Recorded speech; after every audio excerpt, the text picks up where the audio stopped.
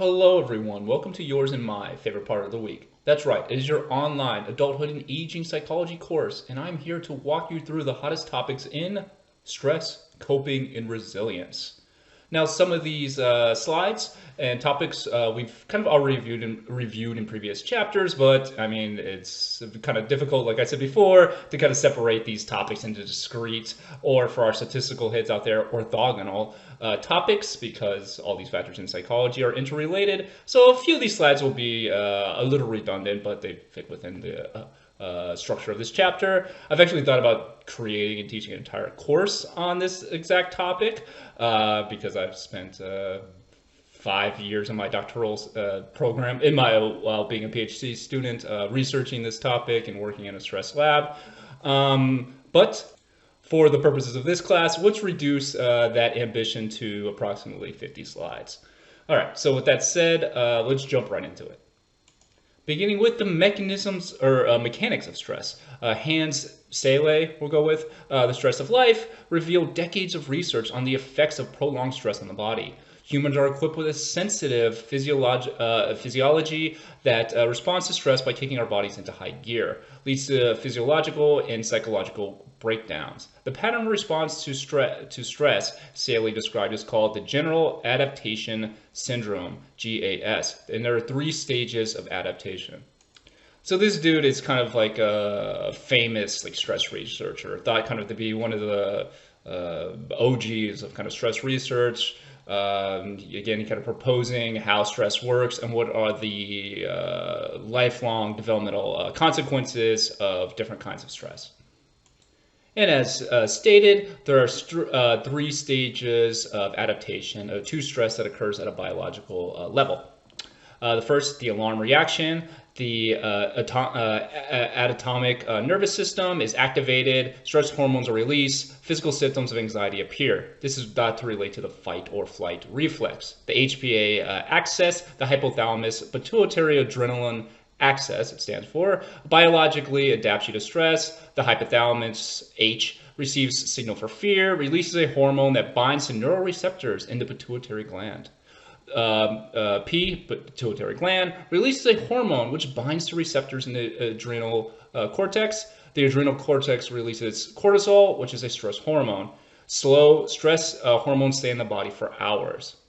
So we have this HPA system is kind of our big takeaway here, wherein stress responses are received and then a series of biochemical reactions occur with the hypothalamus receiving that fear and then releasing a hormone. I'm not going to get into specific hormones, which then signals the pituitary gland to release another hormone, and then finally the adrenal cortex releases cortisol, which you would be most likely to be familiar with. And this is typically thought to be kind of a stress hormone. It's also important to note that cortisol alone isn't like this super universal negative stress hormone. It's also required. Some level of cortisol is required, without getting into some sub-variations of cortisol. Some cortisol is required during prenatal development. It's kind of like it acts as kind of like a growth factor. Or a growth hormone that allows a developing fetus to grow. But kind of here in the, you can imagine in the presence of excessive cortisol, that can be negative, it can have a negative impact on adults, on children, and also on a developing fetus, which can be associated with being born low birth weight or possibly other long-term biological consequences. There's a whole study of research called Developmental Origins of Disease Theory. You're not tested on this. That basically just argues that these kind of stress hormones in pregnancy is linked to long-term health outcomes. So, but the big takeaway here, we have HPA axis, which kind of is one mechanism by which stress hormones are released in the human body. All right, so following that initial alarm reaction, we've encountered a stressor, something dangerous or something that's stressful to us. We have this kind of fight or flight kind of reflex. And then next, after that initial alarm, we have resistance. So after initial rush of stress, hormones, the conscious decision-making, quote, the thinking brain, the cerebral cortex, you adapt and find ways to cope with the stressor. And then exhaustion. In prolonged stressors, months, our resistance can break down, can cause physical or psychological damage. So we have that initial response, then we kind of have this resistance wherein we're kind of, okay, what do I do about this right now? How do I adapt? How do I cope with the stressor? And exhaustion, wherein kind of you see kind of a decrease in the amount of stress hormones such as cortisol. But in the presence of like prolonged stressors, that is like that don't go away, and you're kind of like always, kind of hypothetically, theoretically speaking, kind of always in that fight or flight mode, that can contribute to kind of a breakdown of biological processes, which can contribute to behavioral changes and negative outcomes, developmental outcomes across the board. And this obviously, can accumulate. And as stated, this is kind of one of the earliest theories to demonstrate a link between psychological reactions and physical illness. Reaction to distress was the cause of physical illness, as found. So we kind of have this theoretical model of stress hormones increasing, which are valuable. You gotta either run away, you have to fight, or whatever. Kind of basic kind of theoretical evolution kind of stuff. And then kind of like a come down period. But in the presence of chronic stressors, that come down period may the amount of cortisol release getting back to that equilibrium. Some people either do not ever reach that equilibrium again, or actually, interestingly, instead of that initial alarm reaction, one effect of chronic stress could be that there isn't that initial reaction at the same level as a person who's not exposed to chronic stress. So they're kind of numb to the pain kind of thing. So you have kind of two different variations of possible responses to chronic stress. You have that numb initial pain, and or also have the kind of continuously elevated amount of cortisol. So basically never returning back to homeostasis. That is that stage 3 exhaustion phase. Again, never returning to the baseline amount of cortisol. And those that either elevated baseline cortisol, that initial non-reaction to the stressor, or interestingly, another possibility is that an elevated reaction to the stressor. So going above like the normal curve. So you have all these kind of different possible biological outcomes associated with chronic stress, which theoretically, and studies have like demonstrated, are correlated with certain behavioral outcomes and also certain psychological disorders, such as externalizing disorders or internalizing disorders. So that's kind of like the framework here.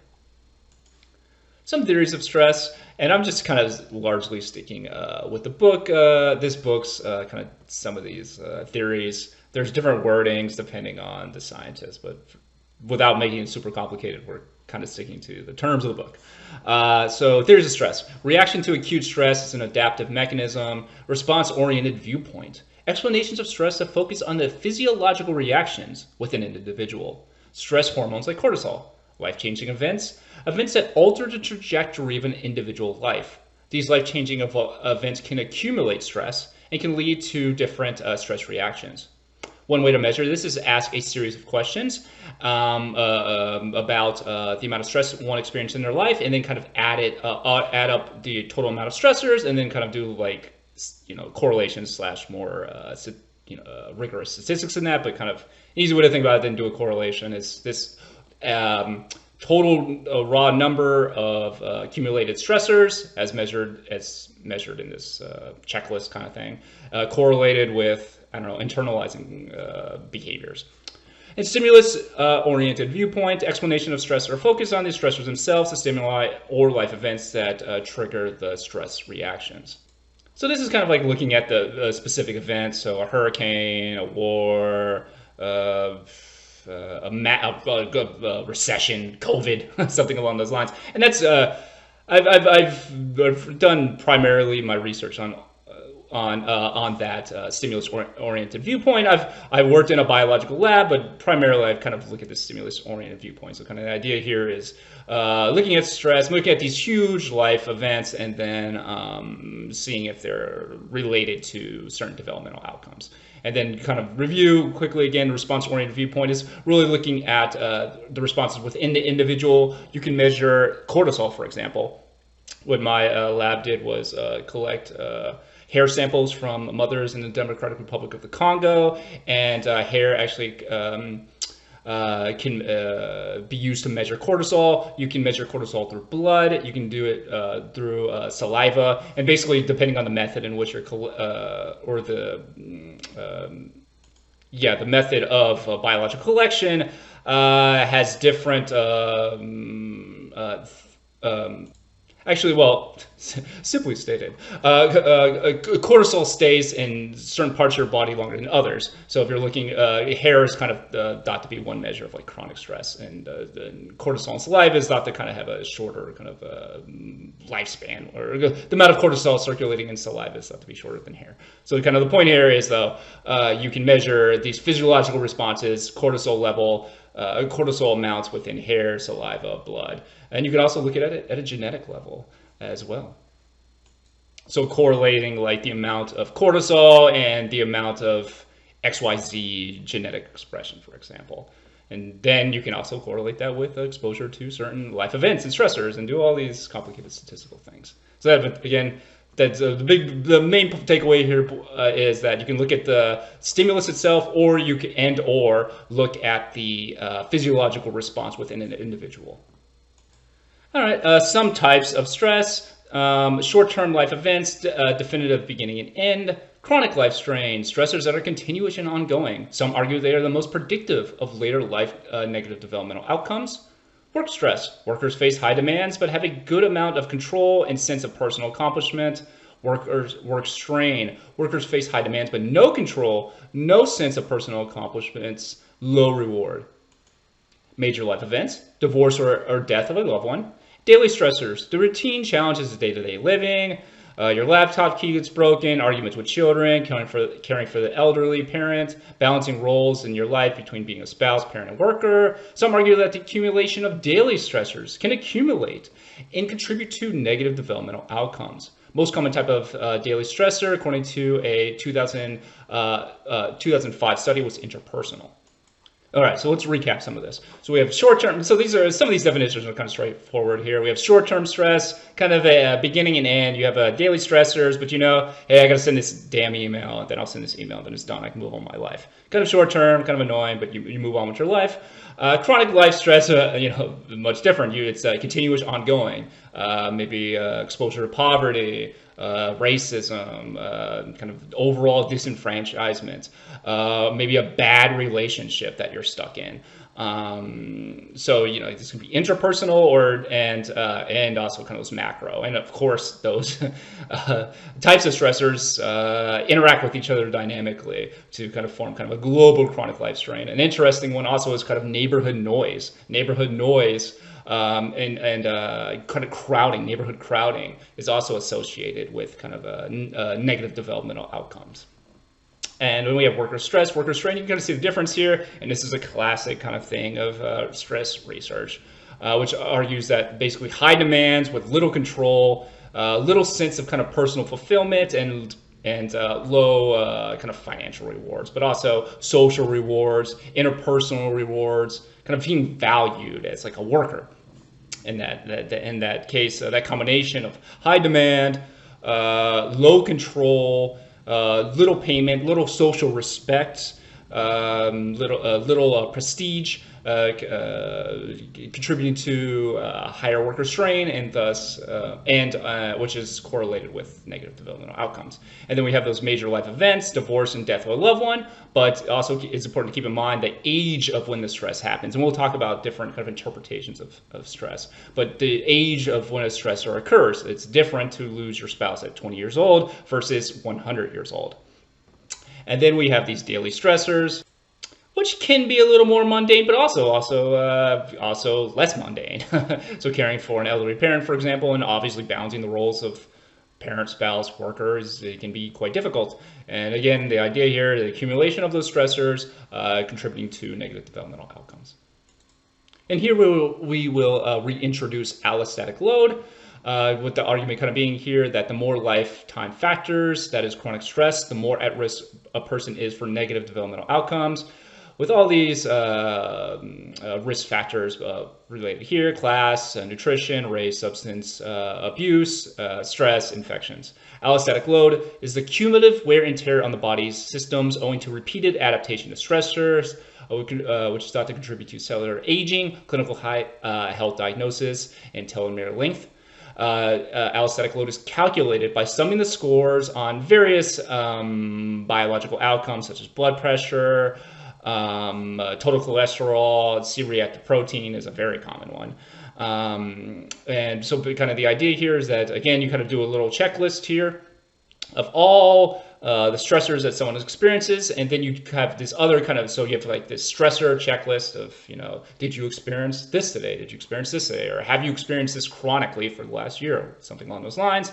And then also you have this cumulative allostatic load measurement, which basically what they're doing is kind of very something similar.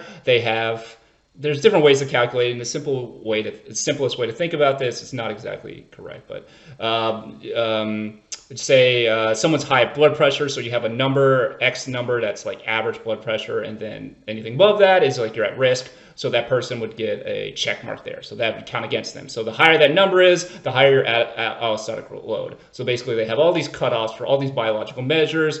You then add up all the numbers, add up all the checks, and then you can do statistical analysis based on that. And the idea here is that through time, this chronic stress contributes to, and we've already talked about in previous chapters, possibly cellular aging, telomere length, which is again kind of a genetic marker of chronic stress, and thought to be correlated with physical health outcomes.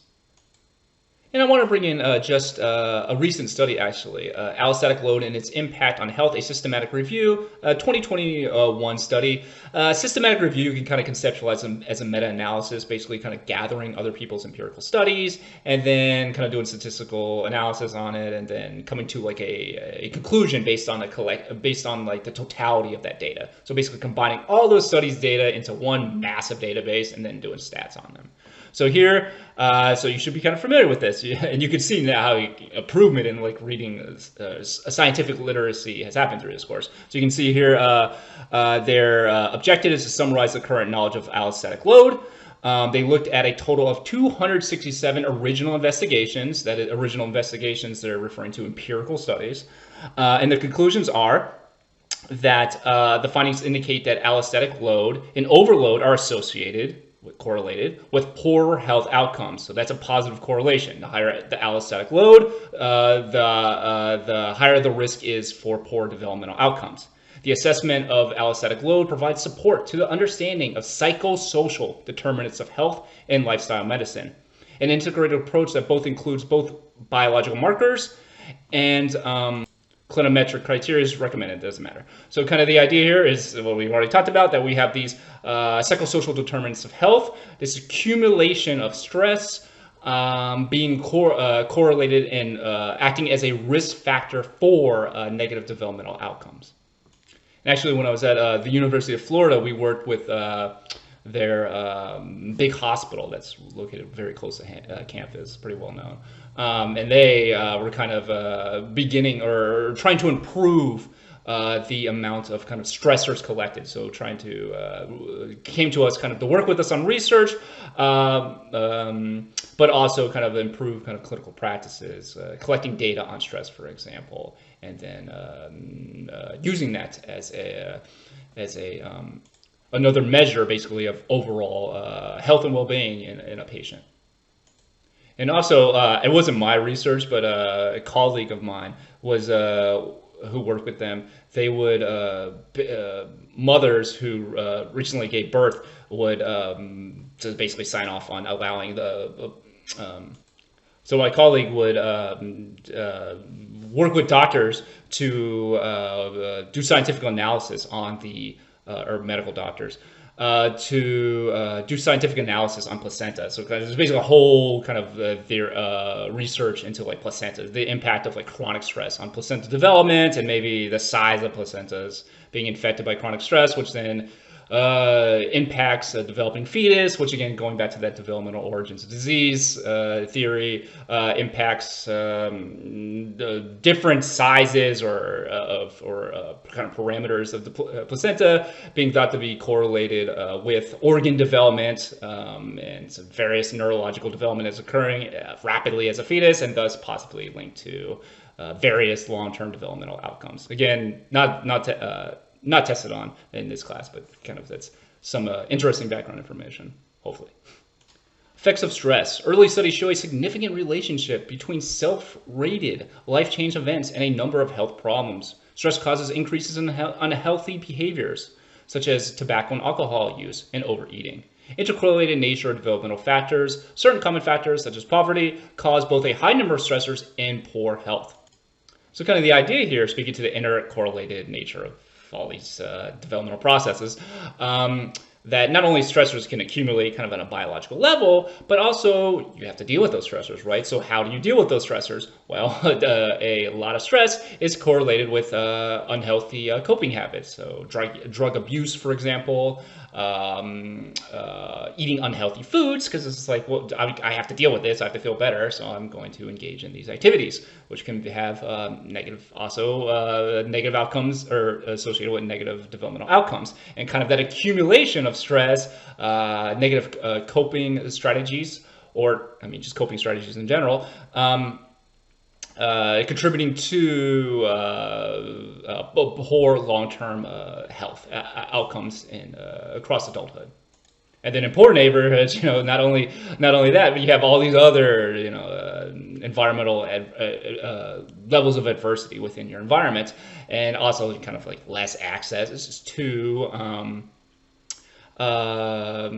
resources in the community that can act as resilience. We're going to kind of a prelude, another slide, but basically community resources can act as resilient factors or sources of resiliency, protective factors that buffer the impacts of stress. So you can imagine for like a kid, maybe a park or a gym to play basketball in, or a library, or something along those lines. So that combination of community level protective factors not being present, while also stressors are present, then also you have unhealthy coping habits, all these combining to contribute and put people at risk of negative developmental outcomes. So kind of as stated, one way of measuring stress is by calculating the number of major life events over the past year an individual has experienced, and that's specifically looking at the Social Readjustment Rating Scale, the SRRS. It ranks a number of particular stressful events, and those events, again, is kind of the number of major life events over the past year, and it's has been found to be related to physical and psychological health. This kind of measure, or this specific measure treats stress as a stimuli. There are 43 life events which are ranked: jail time, medical illness, being fired from work, associated with physical and psychological disorders. However, it neglects coping resources or chronic issues. So kind of the idea here is you're presented with a list of 43 life events, and you just check them off. However, what they do is they do something called weighting the events. So basically, each event that's checked is not worth the same amount of points. So some going to jail or something, or witnessing murder, would be ranked more points than having a controllable medical illness, for example. So again, but the idea here is that you add up this cumulative score, and then you do statistics on it and see if it's correlated with stuff. And research has found that it is indeed correlated with developmental outcomes, physical and psychological outcomes. However, it's important to keep in mind that this is not calculating kind of the role of chronic stress within an individual. So what is the duration of time that an individual is experiencing those 43 life events? Instead, it's kind of treating it as a yes or no dichotomous question. which again, strength and weaknesses for all these measures, but that's kind of a limitation of this measurement. And it's also not calculating the access to coping resources, the protective factors within a community, a country, a neighborhood, or within a family, social support within an extended family, for example. Another way to look at stress is this hassles, minor annoyances that strain our ability to cope. Hassle scale, 117 items. Some of the items include losing things, being exposed to traffic jams, how many arguments you have, how often you're disappointed, your weight, how you rate your physical appearance. The number of hassles is positively related to illnesses, depression, and anxiety. Frequency and perceived severity of hassles, overreaction to minor stressful events predict long-term anxiety and depression. Depression, anxiety, and physical health. Research shows this is true even when major life events are controlled for. So kind of the idea here was before we had these major life events, you witness murder, you went to jail, you have this chronic illness, you're fired from work, you lose all your income. Here we kind of have more of these minor inconveniences, traffic jams, losing things, interpersonal arguments. And the idea here is that, again, you kind of add up all these daily hassles and then do some stats. Now, interestingly, and if you remember from the previous slide, when I was talking about the reactions to stress, that is kind of that at a biological level, that either that elevated baseline of cortisol, that not returning to homeostasis, that that overreaction, or that relative higher amount of cortisol, during that initial fight or flight response. So kind of those overreactions to minor stressful events, as measured by cortisol, has been found to predict adulthood anxiety and depressive disorders. So kind of, again, you don't have to get into the super biological weeds for the purpose of this class, but kind of the idea here is that overreactions, which you can measure at a biological level, but also at a behavioral level. If I lose my keys and I just start punching holes in the wall, kind of overreacting on a behavioral level. But you can measure those overreactions and the amount of hassles one experiences, and then kind of like combine and then see if those two things predict psychological disorders, and research has found that, again, number of hassles positively related, that is positively correlated, that is the number of as the number of hassles increases, the risk of depression also increases. Physical disease, mortality risk, defined as the chance that an individual will die within a certain period of time. A study of about 1,300 middle-aged adults called every day for 8 consecutive nights and asked about stressful events they experience and their reaction to them. Participants in a study who reported high numbers of daily stressors and negative reactions to those stressors were at higher risk of dying 20 years following the initial study than participants with lower numbers of daily stressors. The number of stressors reported contributes to the progression of heart disease, the risk of diabetes, and the onset of some cancers. Divorce, death of spouse, personal illness, job loss, death of a close friend, relative associated with a higher risk of breast cancer in a study of 10,000 Finnish women. Okay, so kind of quick overview here. We have the study of 1,300 middle-aged American adults. The researchers called these adults every day for 8 consecutive nights. And they asked them, okay, tell me about the stressful events that happened to you, and tell me about the level of reaction to those stressors tell me about your reaction to those stressors. And then so that data was collected, and then they what the researchers did was then look at kind of death certificates or health outcomes 20 years later. And what the researchers found was that the higher number of daily stressors one experiences, and the amount of negative reactions, so the more negative reactions to a stressor, was associated with a higher risk of dying 20 years later following the completion of the original study. So exposure to the stressors and the amount of negative reaction to stressors being associated with risk of dying. And here we have and then the other study is the study of 10,000 Finnish women, which found that divorce, death of a spouse, personal illness, job loss, so kind of all these stressors of interpersonal within a person and economic stressors.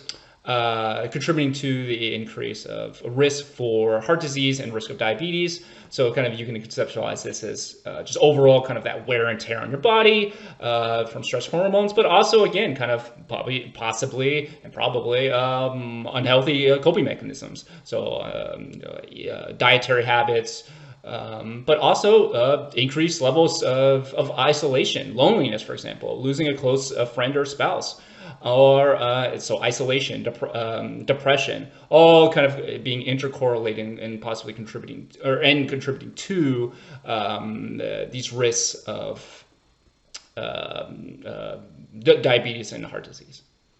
The Finnish study also found that women who reported 1, 2, or 3 major or more major life events in the previous 5 years were significantly more likely to be diagnosed with breast cancer during the next 15 years than those who reported no major life events. The more events reported, the greater incidence of breast cancer. So this is kind of sometimes referred to as a dosage effect. Again, not tested on. Just the idea here is that the more of a dose, you conceptualize this as a drug, the more of a drug you receive, the more X outcome is likely. Here, the more stress that a person experiences, in this case, a woman, a Finnish woman experiences, the more at risk they are for breast cancer.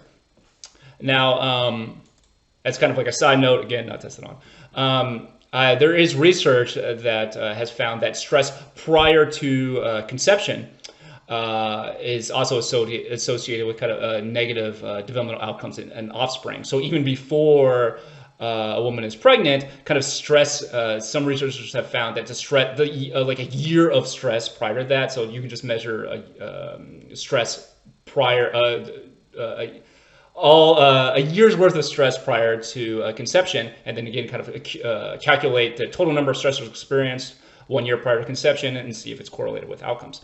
And researchers found that it is. So maybe that there's a whole host of possible reasons. Maybe that immediate proximity to conception, maybe stress hormones impacting certain biological mechanisms within that abbreviated period of time, acting as a stress factor for certain offspring developmental outcomes. And another mechanism by which physical illness, diseases can occur from stress is the immune system. So our body's defense, immune system can be defined as our body's defense against invading bacteria, viruses, and other potentially illness-producing organisms and substances. Consists of the skin, lymphocytes such as T and B cells, and the macrophages, which is kind of a it's a type of white blood cell that targets kind of invasive disease-causing cells. Is kind of a simple version here. You don't need to get into like the weeds of those definitions, but kind of the idea here is we have this immune system, and it consists of these subcomponents. Psychoneuroimmunology is defined as the study of the relationship between the immune system and the central nervous system. It looks at how the brain reacts to the environments. For example, high levels of stress over the past year make you more susceptible to catching a cold virus. Deliberately exposed to a cold virus in a lab, unemployment, interpersonal difficulties, increase in hassles 4 days prior to exposure, network of friends/community protect against colds. One study found that caring for someone with Alzheimer's is associated with lower ability to heal from injury and decreased blood clotting. So the idea here is that the immune system can be weakened due to chronic exposure to stress. And even one study found that unemployment, kind of chronic interpersonal difficulties, and even in just an increase in hassles 4 days prior to exposure being associated with a higher likelihood of catching a cold virus in a laboratory setting. Now, interestingly, networks of friends and communities help buffer from the effects of colds. So again, suggesting that interpersonal support, that social support, that community support, those community macro factors, those protective factors, lessening the impact of stress on an individual, in this case on the negative effects of on their immune system. Similarly, stress and disease. A link has been shown between stress and heart disease. A study of 13,000 American men for 15 years these men were given physicals every 6 years. Death certificates were then examined 9 years after the completion of the study.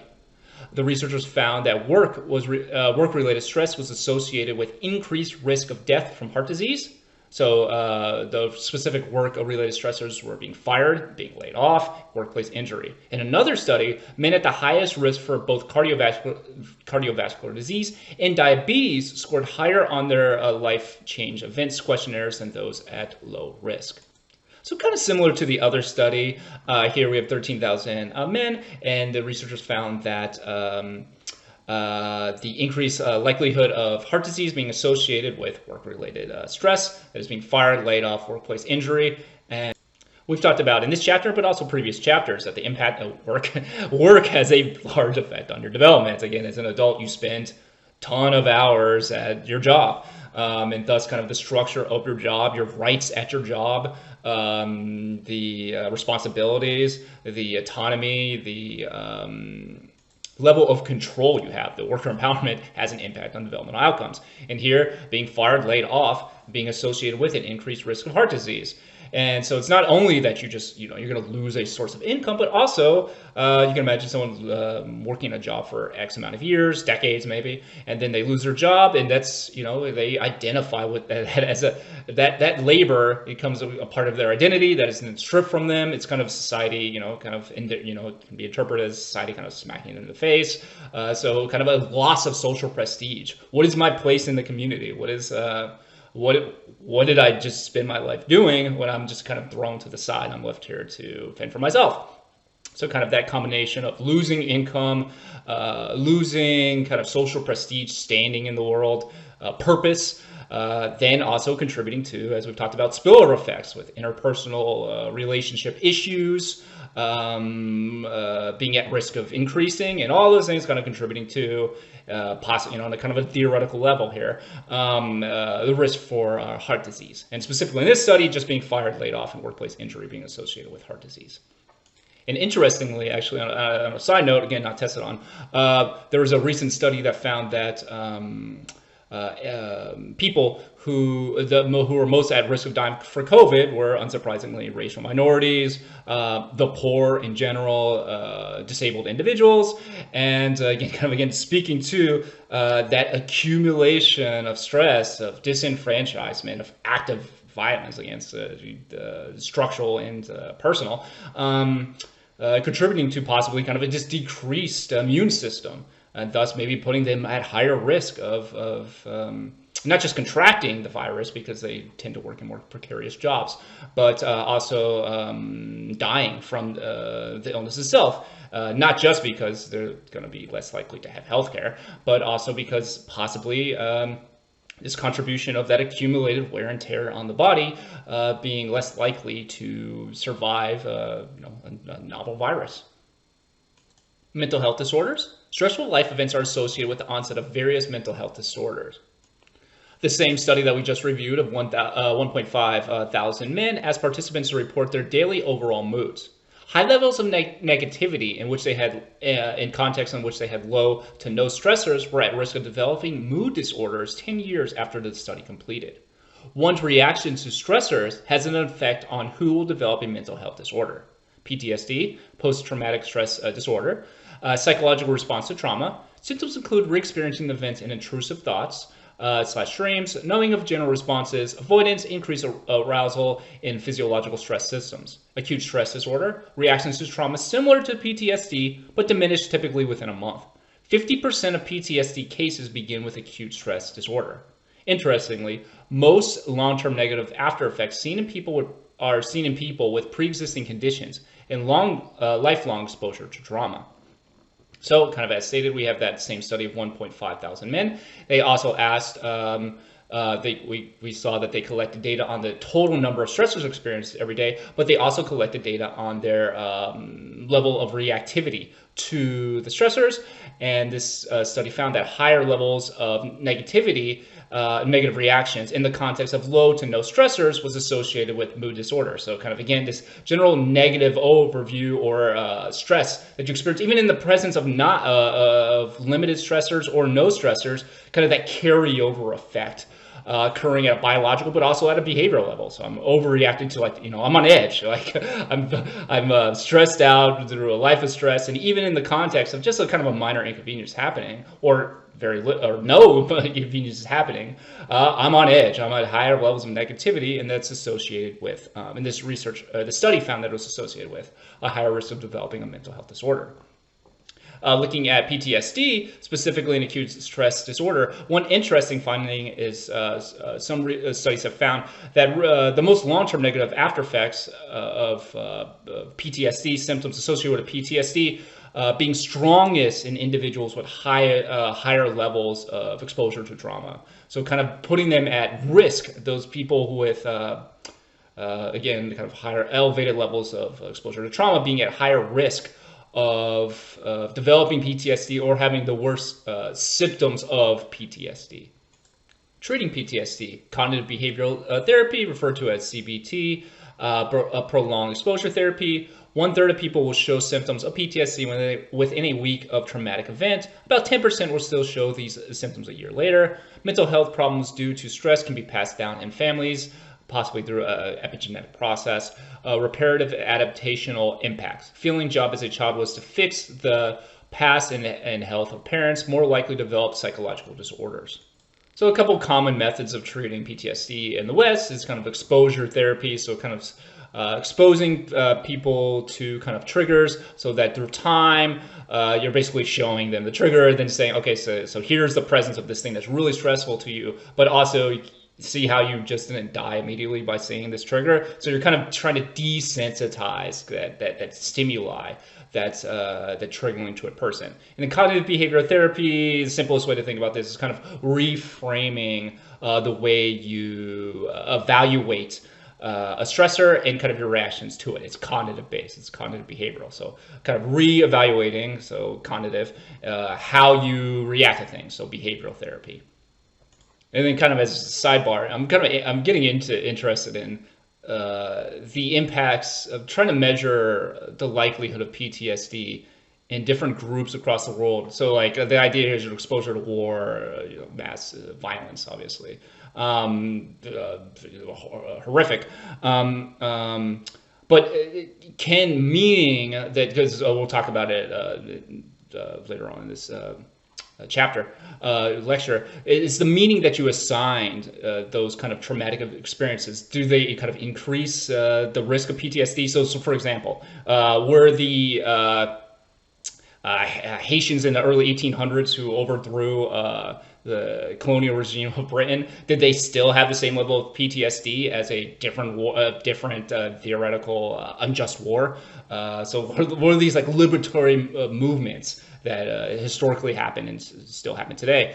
Is that associated? Is the exposure to kind of that level of violence alone associated with PTSD? So just unrelated, but kind of interesting things of how, kind of going back to previous chapters, that larger narrative, that personal story, that connection to a group or ideology impacting risk of PTSD. But here, for purposes of this class, you can see that only about 10% of people with PTSD show symptoms a year later. So kind of a limited, about 90% not, but still about 10% being still showing these symptoms a year later, and again kind of being associated with individuals who have high levels of accumulated stress being associated with long-term effects of PTSD, and also this idea of reparative adaptational impacts. So kind of this feeling of, as your job is to fix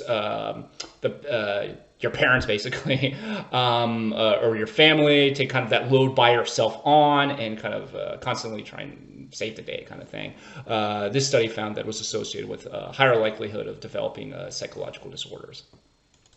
But also an important, and kind of similar on that vein, and also it's important to understand different coping mechanisms across cultures. So it's beginning with social support. There's great cultural variation in coping and seeking support. Research has suggested that social support is good for one's health, regardless of cultural background, but the way people seek and provide social support may differ. So East Asians are less likely than white Americans to actively seek help from others. This is due to concerns about how this will disrupt relationships with others. Instead, they rely on implicit social support or finding emotional comfort in their close relationships, reminding themselves of the close relationships that they have. Whereas white Americans show less stress when they seek help, Asian Americans show less stress when they think about their relationships. Other examples include East Asians tend to offer problem-solving support more than emotional support. Russians also are more likely than North Americans to provide problem-focused support. Americans tend to provide emotional support involving positive feelings, whereas Germans focus more evenly on both positive and negative feelings. This may explain why East Asians tend to seek professional mental health treatment less than Westerners do. So the types of coping and social support sought are different across cultures. With one study here, one study reviewed, finding that East Asians relying more on implicit social support. So kind of finding support in the closeness of your inner group, your family, whatever your kind of inner circle is. So you can remind yourself of the closest that other people have, that you have with other people. Thus, you can maybe feel valued as a member of that community, that you're part of that group. And that kind of allows a person to understand that they have social support, but in a kind of a less direct way. It's implicit. And studies have found that when Asian Americans have a kind of a lower stress response, or kind of returning to that homeostasis when they think about their relationships. So kind of going back to the interdependent nature of some cultures, wherein the self is and what the self means, kind of being wrapped up in this in-group, and the value of conceptualizing yourself as part of that partially because that in-group means that you have a lot of social obligations to each other. So kind of having, recognizing those relationships, kind of having on average, kind of having a kind of qualitative difference, wherein you have a certain set of social obligations and responsibility to each other that is kind of collectively understood, and it can act as a source of social support. Also, East Asians focusing more on problem solving than emotional support. So kind of like, how do we, what is the solution to this issue, kind of thing.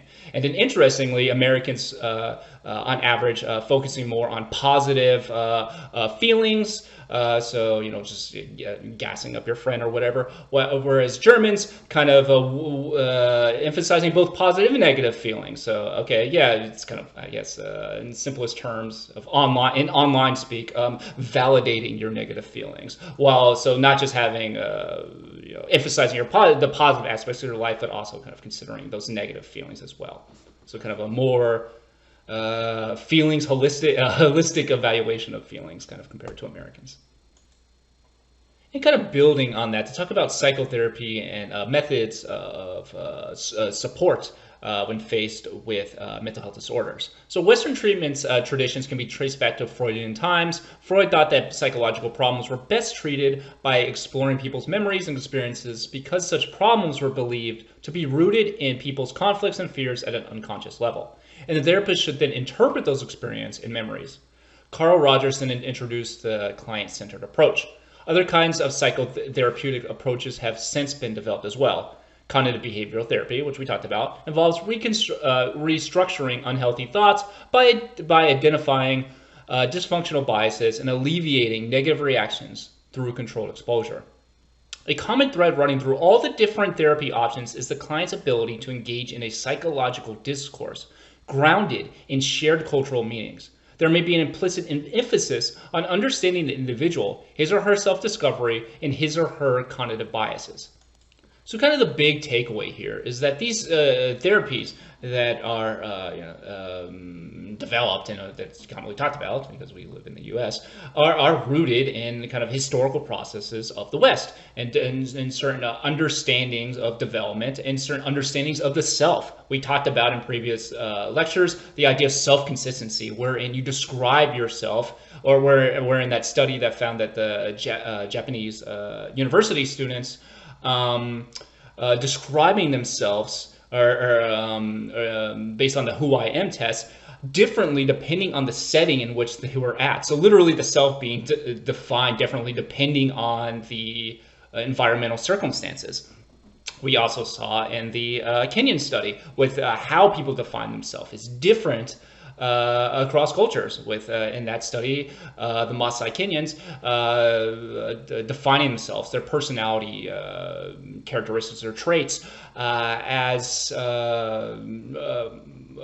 were more likely, I should say, to define themselves in ways that represented their roles in the community and kind of social responsibilities, versus the American university students were more likely to define themselves as kind of possessing kind of unique qualities. So I'm smart, I'm tall, I'm whatever, I'm the best at playing video games, whatever along those lines. So kind of the idea here is that there may be implicit bias within certain forms of treatment of mental health disorders, just based on that socio kind of cultural historical process in which these treatments developed out of, and also based on how people define themselves and imagine themselves and their role and how they imagine their life should play out. So is it so very kind of a Western idea here is this kind of like you're on your own individual quest. You all have these innate abilities that are concrete and unmoving, no matter the circumstance. And your goal is to go through life and maximize that those kind of innate qualities, engage in that self-discovery process, which true or not, it contains certain ways of viewing the world. And it's also important to note in what context is that self-discovery occurring in? Is it just as the individual occurring? I'm on my own personal quest, or can I still engage in self-discovery and kind of self-fulfillment, but while also still kind of keeping in mind kind of these collective concerns? And so even those kind of universal self-discovery, possible notions of developing fulfillment of the self, still can be applied differently because different interpersonal and society factors are factored in. So maybe again, I've talked about this in other other chapters. So kind of the idea is self-discovery through your own personal quest. Or maybe is it self-discovery more likely or more intrinsically fulfilling, kind of in the context in which kind of this baseline kind of collective ethics occurs. So we talked about ethics in previous class. So kind of the idea is that own personal fulfillment most likely and most rewarding on some human level in the context of upholding certain community ethics. And again, true or not true, different cultures have kind of different conceptualizations of that process. So one study examined indigenous healing practices used in 16 societies in Africa, Asia, South America, Middle East, and the Caribbean. 2 models of healing emerged in these places outside the West. One of the most common practices is the role of families. Family members were most important in resolving mental health problems. They shared the problems with the individual and were key source of guidance, especially elder members. They also shared the stigma and blame associated with whatever mental illness the individual has. Second, involves spiritualism and religion, which incorporates traditional healers such as shamans and sorcerers. Mental illness perceived as rooted in an underlying spiritual problem or a relationship with God or gods that went awry. So the Yoruba in West Africa view the person as the union of body, mind, soul, and inner head, each of which comes into existence by specific gods. So this study found kind of 2 different models of healing emerging that's less common in the West, specifically kind of the role of the family. Again, kind of going back to the importance of that in-group family, and but also kind of these community elders, these nation elders, wherein they share the advice, the guidance, and those elders and that collection of people kind of feel sharing in the stigma and blame and responsibility for the development of mental illness. And we kind of cover this in our discussions with the removal of Native American cultural traditional practices, contributing to increased levels of alcoholism and risk of suicide, among many other things. So again, demonstrating the impact in these communities of these family members, elders, community in mental health outcomes. It's important to note that there's obviously kind of family therapy kind of things in the West, but it is far less common than kind of psychotherapy approaches or kind of individual kind of behavioral techniques and exposure therapy in the West. Japan also has a couple of unique approaches to psychotherapy that reflect the cultural inclinations of Japan. Morita therapy and Niken therapy. Morita therapy emphasizes secondary control, asking clients to accept the circumstances of their lives. Clients must change their perspective of the symptoms and learn to live productively in spite of those symptoms. Primarily used to treat depression and anxiety symptoms. To live productive lives, the treatment plan involves isolated bed rest, light manual activities, heavy manual labor, reading, and other forms of life training, all in combinations with meditation and therapy sessions.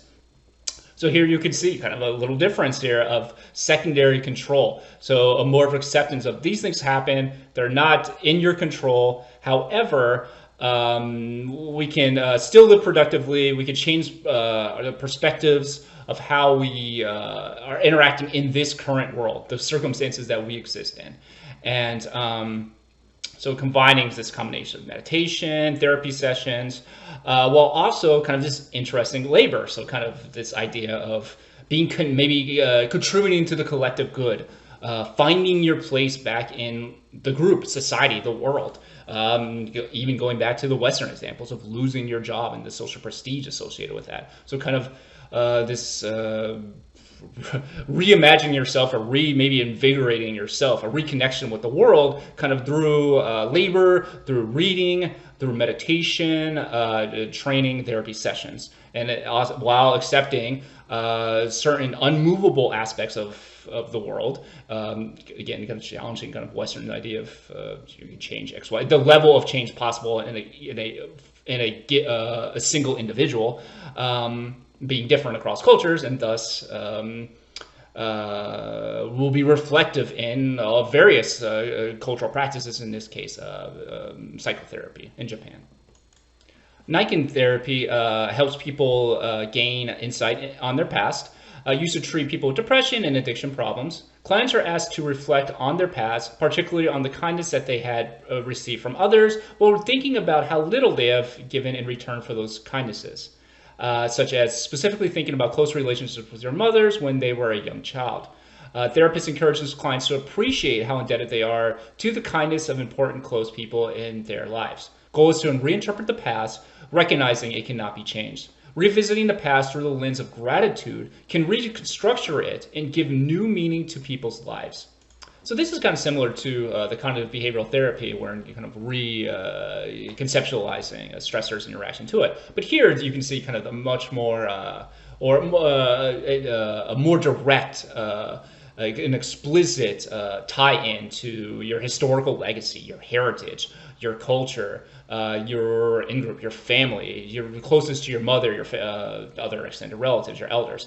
And thus kind of imagining all that kind of the collective sacrifice that they did for you. And obviously as a kid, you could not repay them. Now it's kind of your opportunity to kind of contribute to that larger good.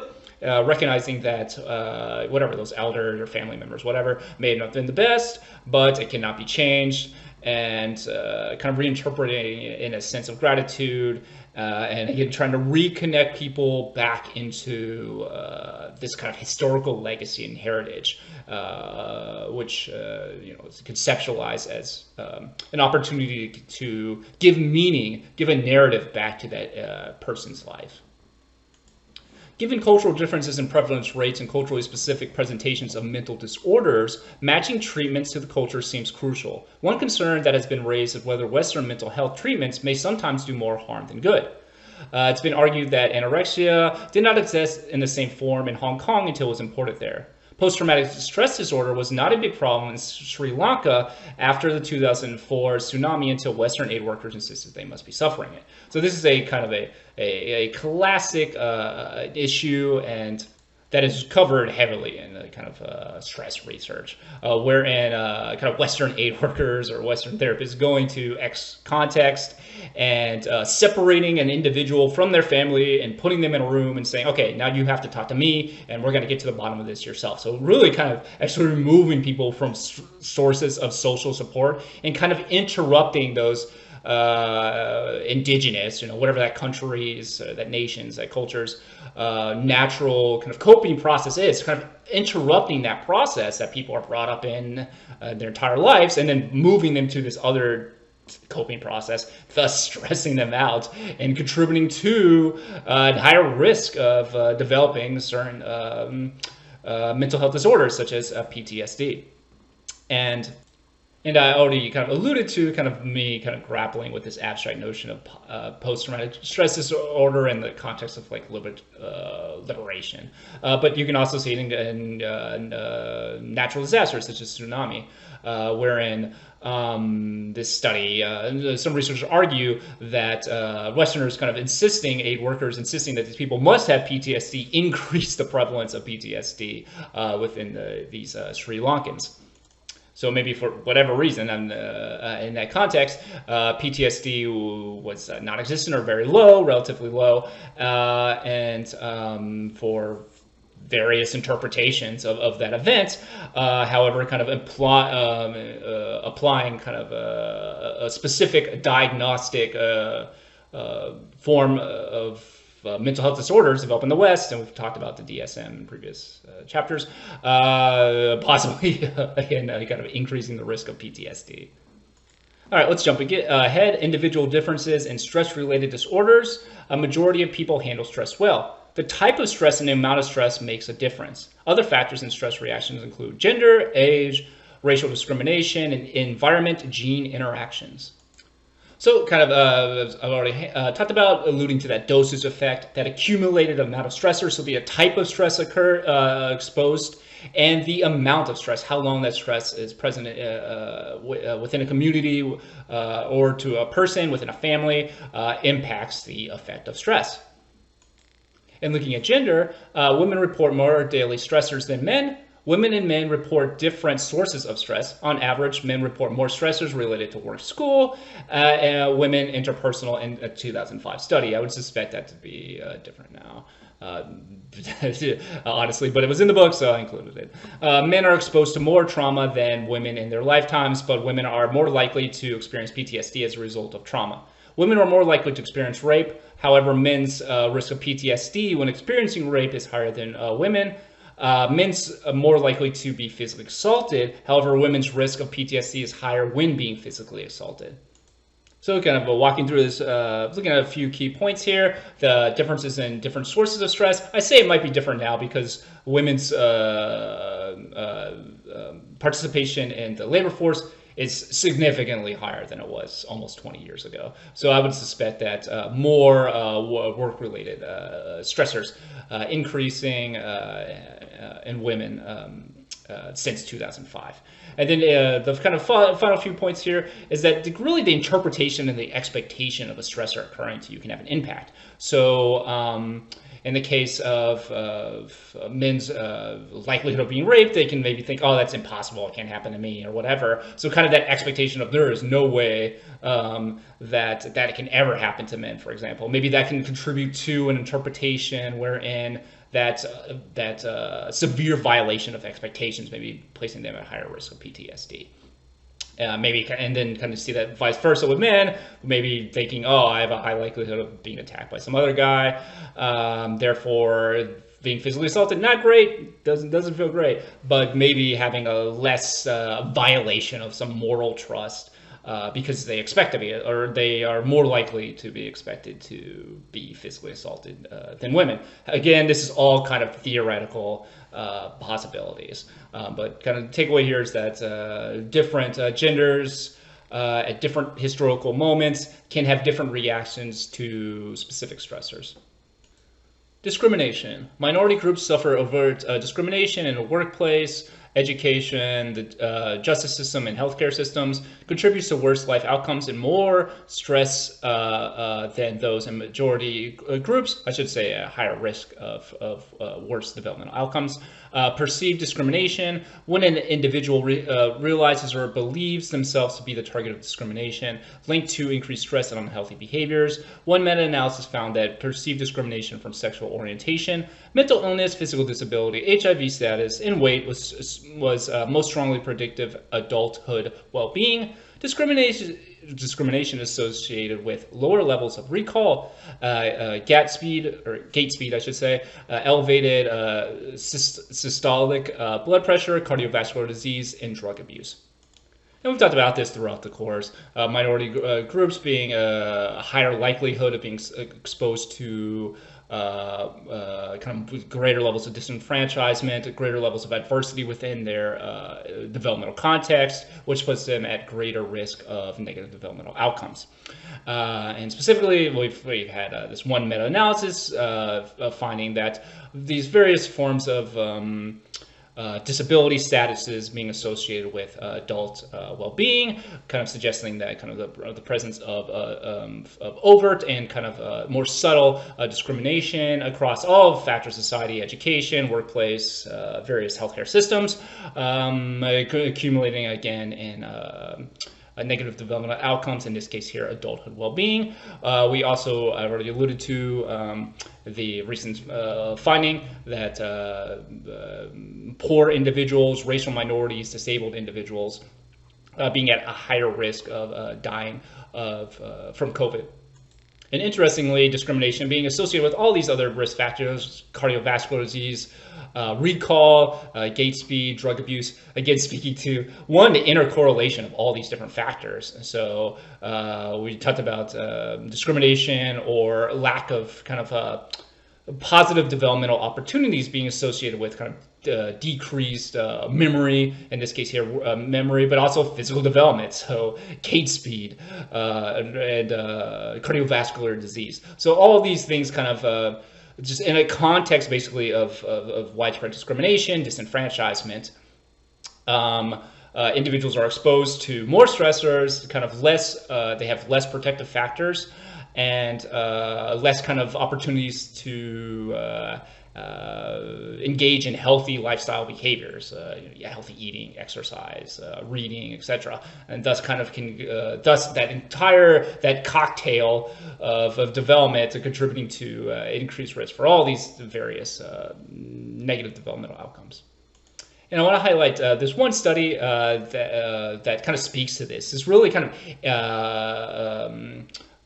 this is sometimes referred to as double jeopardy, but also intersectional identity. So looking at Muslim women who wear hijabs in the workplace, so kind of this combination of social class, job stress, job satisfactions among Muslim American women, looking at 129 Muslim women, and the results revealed that workplace discrimination, job stress, social class, and religiosity were related to lower levels of job satisfaction.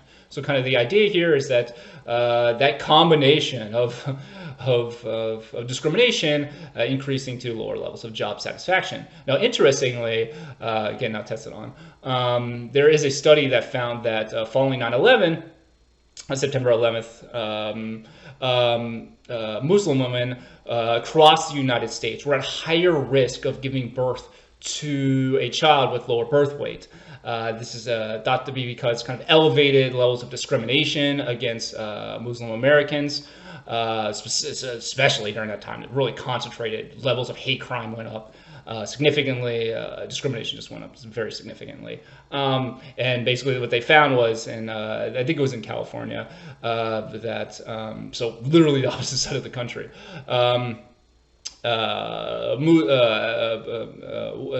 Muslim women having a higher risk of giving a birth to a child with low birth weight. So again, kind of a really good example of kind of this these various groups that individuals belong to, those various identities. In the case of Muslim women's possibly wearing a hijab, you can imagine them also being a racial minority. All those kind of risk factors contributing to, in this case here, lower levels of job satisfaction, but also in that study that I reviewed, a higher risk of giving birth to a child with low birth weight. And low birth weight children, if you don't know, is kind of associated with various negative developmental outcomes across their lifespan. There are ways to correct that trajectory, but in the case of poor Muslim women, for example, they're going to have less opportunities to, less resources to kind of help kind of correct that developmental trajectory in their offspring. Income inequality. Subjective perceptions of wealth can act as a stressor and are predictive of adult health outcomes.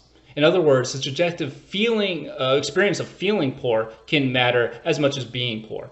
A sense of relative deprivation, knowing others are doing better than you, may lead to stress and negative health consequences. There is something to be said about the health benefits of having some money in general, such as the countries that are on the left side of the scatter plot. Allows people to have access to life-sustaining cultural practices such as medication, but beyond a certain level, about 30,000 annual per capita, objective wealth does not predict life expectancy well. This is particularly problematic in societies where there is a great social inequality. The relationship between a country's Gini index, which is one measure of the amount of income inequality within a country, and life expectancy is strongly negative. R equals negative 0.8. So here we have this subjective interpretation of a stressor. So you can imagine, being a relatively poor and looking around you and seeing, okay, other people have more money than me. So, and then kind of being in the context of this, just talking from the U.S. perspective, being in the context of like a meritocracy, wherein the idea is that everybody is sorted according to their abilities, the best rise to the top, and that's sorted through kind of educational experiences, people with the college degrees having the most credentials, and thus having justified place in our society. They earn that position. I am in a different position. I make less money, so therefore so I guess it's my fault. I am the reason why this happened to me. I know that I can see around me that other people are doing better than me. Thus, that's going to contribute to my stress. I have failed in some way. You can imagine that we talked about developmental trajectories being off schedule, for example, when an event occurs. But here that can be involved as well. But that I personally, on my own individual quest for self-fulfillment, has failed. And that can be incredibly stressful. I've wasted my life. I screwed up in some way. Now, interestingly, though, that income inequality has been found to be associated with average life expectancy across countries. And it's a strong negative correlation. Again, this strong negative correlation means that the higher, in this case here, the higher the income inequality, the lower the average life expectancy. And negative 0.8 is a very strong effect. 1 is a perfect correlation, which is not possible. But negative 0.8 is a very strong finding in this study. So it's kind of speaking to, and this can speak to various things. So kind of access to healthcare and healthcare programs within the country, which is kind of a lack of healthcare practices or healthcare services within a country, kind of being associated with lower average life expectancies within a country. So kind of in the absence of those really protective buffers against stress, and individuals kind of more on their own, maybe they take on more medical debt, and that also operates as a stressor, which can stress you out, but also maybe put you in neighborhoods that are more unstable, which is again another source of stress, less healthy food, etc. So you can see how all these things are kind of like a domino effect, wherein income inequality decreases protective factors, which increases the risk of dying earlier. All right, moving on to some genetics, environment-gene interactions. Expressions of our genes can be influenced by the external conditions we experience. Differences in genetic expressions believed to be more impacted by developmental heritage or development environment than heritage. Human social genomics, the study of changes in gene expression due to subjective perceptions of the social environment. A 2007 study collected data on 2 groups. a group of socially integrated people and a group of socially isolated people. Participants who were socially integrated showed more activity in anti-inflammatory genes and less activity in pro-inflammatory genes. Isolated individuals showed less activity in anti-inflammatory gene activity and more activity in pro-inflammatory activity. It suggests that social experiences can alter genes. This effect has been found in working class individuals as well. So kind of the idea here is that we have two groups, socially isolated, socially integrated. Socially isolated will lack those protective factors of social integration, of family, of social support. And here, the socially isolated individuals were more likely to show more pro-inflammatory genetic activity, and inflammation in general is kind of associated with kind of a biological breakdown, or just an increased risk of chronic illnesses and increased risk of kind of early death. So social circumstances here, in this case social isolated, thought to be activating or being associated with genes that produce inflammatory kind of activity at a biological level. And interestingly, this has been found in working class individuals. So kind of the exposure to being poor, lower class, having higher levels of pro-inflammatory genetic activity. It's associated with, because rooted in the fact that they're exposed to the vast amount of accumulated stressors and have lower levels of social support, and going back to this specific example, more likely to be socially isolated. Stress-related growth. Stress-related growth is positive changes that follow the experience of stressful life events. Growth seems most likely when distress is significant, but not completely crushing. Opportunities for growth after a salient stressor if personal beliefs and social support are available. Short-term, more minor stressors can contribute to growth, necessary part of development. And we've talked about this, alluded to this throughout this course, but the idea that all stress is bad, all stress is equal, any amount of stress is bad is not correct. And as a stress researcher, I often question myself, has this new emphasis on stress and trauma is actually negative to understanding the human condition? I debate that all the time.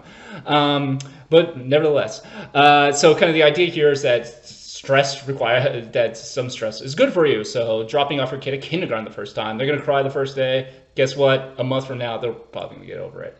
Bearing the fact that, whatever, the kindergarten isn't abusive and, whatever, the standard caveats. Or teaching kid to swim, they might cry or whatever, but they'll learn to swim. It's going to be all right. So kind of the idea here is that these short-term, kind of minor stressors are necessary to growth across the lifespan, not just children, but in adults as well. Coping with stress, resistant resources, personal and social, community, national resources that may buffer a person from the impact of stress. The book proposes 4 categories of coping: problem, emotion, meaning, and social coping, social focused coping. Problem focused coping, directly addressing the problem, causing distress, ability to do something to reduce the impact of stress or prevent it from happening. Spam calling your company until they fix the issue. So kind of the idea is directly engage with the issue, especially when you can actually do something about it. So whatever, your internet is acting up, so you're just spam calling like whatever your internet company is until they actually fix the internet. So just directly addressing the problem at hand is kind of the idea of problem-focused coping. So kind of straightforward. Emotion-focused coping, ways people try to decrease the negative emotions associated with a stressful situation. Alcohol and substance-related abuse is a form of emotion-focused coping. Distancing can be good or bad. It depends. Social abuse is related to stress levels for college students. A study of response patterns after DC sniper incidents. Emotional focused coping, such as medication, disconnecting, blaming government. No gender differences in these ways of coping. So kind of the idea here is that you're trying to decrease your negative emotions associated with a stressful situation. You can do this through a variety of ways, taking medication, or drinking, drug abuse, whatever, smoking weed, whatever, I don't know. And then the idea here is basically that at times, Those specific alcohol abuse, for example, it can be a negative developmental outcome to dealing or negative way to emotionally cope with someone.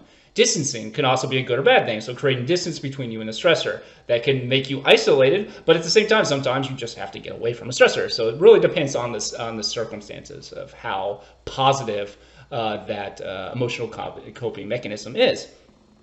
Interestingly, in response patterns to a DC sniper incident, you can just Google it. It was there was a sniper in the DC. Kind of straightforward. And this study found that some of the emotional focus coping techniques was medication, disconnecting, and blaming the government. So here you have medication, so kind of using medication kind of to deal with the negative emotions associated with the incident. Disconnecting, so kind of, I'm just checking out. I'm not dealing. I'm out. I'm taken to the woods. Not really, but kind of disconnecting from kind of that story. And then blaming the government, so kind of saying like, oh, it's it's this entity that I can't control. It's their fault. It's not on me.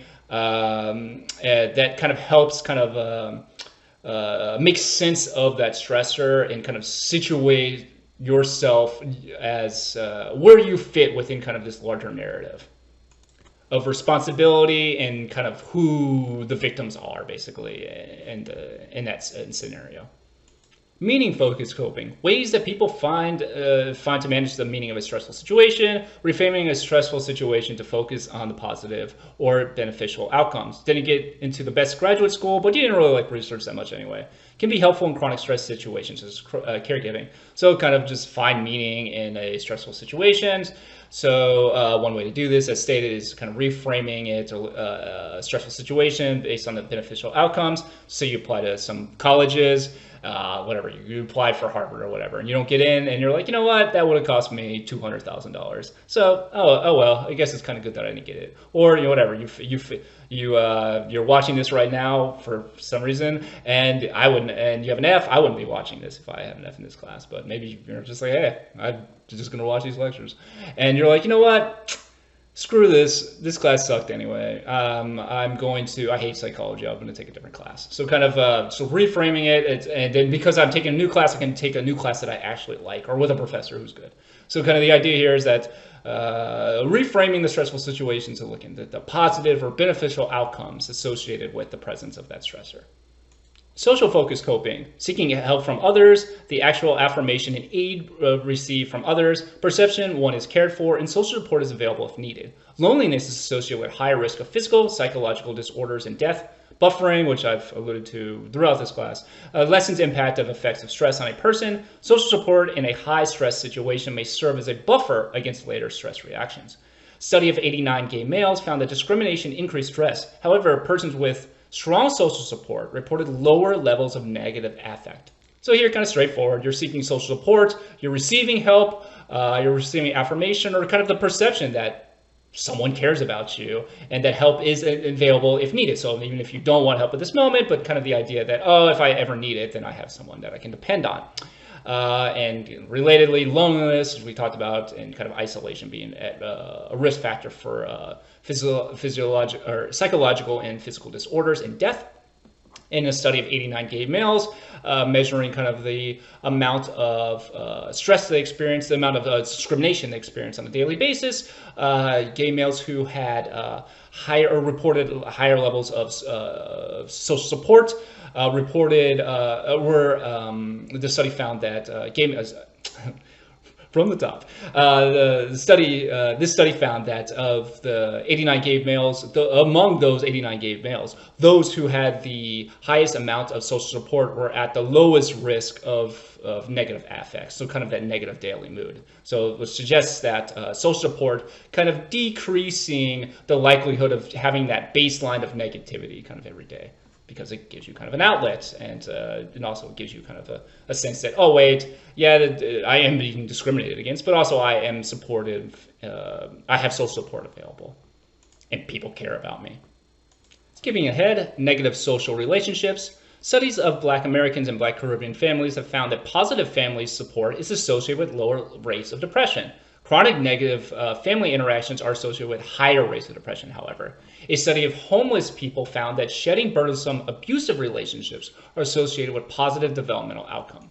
So kind of straightforward here. It says, yes, social support can be good. Having that inner circle can be great. However, if your inner circle or family support is negative, it can have a negative impact on you. So chronic negative family interactions being associated with higher rates of depression in this study of Black Americans, Black Caribbean families. Also, a study of homeless people found that leaving those social dynamics of abusive, burdensome relationships being associated with positive developmental outcomes. So, kind of that. So, social support, family support is great, is positive when it's positive, but also can result in negative developmental outcomes when it is negative. Evaluating the overall effects of coping argued that if you feel in control of a situation, problem-focused coping is likely the most effective method. In situations when one feels out of control, emotion-focused coping might be more helpful. Flexible coping, ability to adjust coping strategies as the situation demands. It's critical to continue with many stressful situations. There's a time and place for everything. So just like I said before, sometimes distancing is good. Sometimes, frankly, having a beer, you're gonna be all right. Okay, you're gonna live. It's not gonna be that unhealthy for you. It's gonna be all right. So understanding that time and place for everything, being flexible though, is kind of associated with the positive developmental outcomes. So recognizing kind of your constraints in that specific environment, and recognizing how to either just survive through it, or B, kind of make the best of a good situation, and then see, like, how, once I'm out of this situation, how do I improve moving forward so I'm not in as challenging circumstances? What can I depend on to kind of decrease my kind of negative daily mood? So kind of that flexibility basically is kind of the argument here. Resilience, defined as the ability to maintain healthy functioning following exposure to potential trauma. Resilience is the most common long-term outcome, not recovery or PTSD. Intervention is important for those who have sustained or developed extreme levels of chronic stress, but current practices of giving all individuals exposed to trauma psychological treatment may undermine natural resiliency. Research shows beyond basic necessities, information and support / reuniting social units, not helpful, and may increase risk of developing PTSD, get in the way of natural recovering processes / strategies, intrusive, undermine community self-efficacy. All right, so resilience, again, can be an entire class. So what is resilience? Who knows? Well, whatever. There's a debate on what resilience actually is. And the idea here is if resilience is the most common long-term outcome, then it's just normative, and what's kind of the point and why it's so hyped up. Because that's just the normal response. So instead of looking at the majority of the population, maybe you should look at people who don't demonstrate resilience, or people who are on the other end of like the distribution of resilience, who are just like resilient with everything. So kind of understanding what is resilience, why are you measuring the total population? Is it a personality trait? Is it a community trait? Very debated, even though people just use the term flippantly. And I've already kind of alluded to the final points here, but kind of the idea here is that just universal mass, one size fits all psychological treatment in the presence of trauma can actually undermine natural resiliency. Because as stated, most people are just going to not develop PTSD, for example, like 90% of people. And especially in across cultures, forcing certain treatments can undermine natural resiliency practices, because again, it's kind of the norm, resiliency, and get in the way of natural recovery processes, and in fact kind of undermine them. So kind of how do you go about, what is resilience? How do you develop resilience in a community, in a person, and what that actually means is very debated, and it informs kind of public policy. How do you Haiti gets hurt with an earthquake? What do you specifically do about that? If actually anybody cares, what do you do about that? That's kind of partially rooted in your understanding of what resilience is. Control and resilience. People at high levels of perceived control are less apt to suffer physical and mental health problems as a result of stress exposure. perceived control, belief that one can experience his or her circumstances and attain his or her goals. The most traumatic events, the more traumatic events participants reported at middle age predicted risk of early death for those who had low sense of perceived control. So kind of the idea here is that is these source of traumatic events, is it from something that I control? Is it something that I can either remedy moving forward, or something that's kind of resulted in my own actions, something that's with, again, kind of adjustable, or is it just something that's beyond my control? The world is operating in a way that I can't imagine, or it doesn't even matter if I imagine, because I can't shift these larger systems that are just beyond my control. And in this study of U.S. middle-aged adults found that the risk of early death was associated, or an increased risk of early death was associated with low sense of perceived control. Now, interestingly, the poorer you are, the less likely you are to feel that you are in control, which kind of makes sense because you are literally not in control of the world around you. So this could be it could be covariate for statistical hits, or intercorrelated factors, wherein the people who feel like they're most in control are the people who do have actually slightly more control of their daily lives.